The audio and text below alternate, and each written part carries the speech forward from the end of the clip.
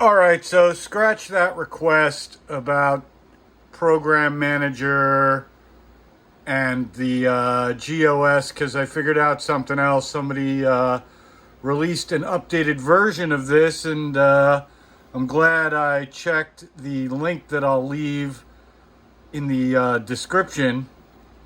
But here we go. ProDOS starts. Yes, we have the Apple II desktop. Very GS OS, Mac OS weird on the 2E. And yeah, the mouse works with it. There's my smart drives. They're mounting as expected, right? I can launch Total Replay from in here. I can launch Instant Replay, ProDOS. This is really wild, yeah. I mean, look, I don't even have to use the mouse.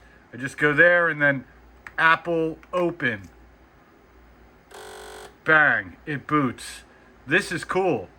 Works also on here. Don't have a mouse card, but yeah, let's go and check something else out, shall we? I'll close that. I'm going to go to Instant Replay. Apple Open. And there's the launcher. Apple Open. Bang. Into Instant Replay on the mirrored display.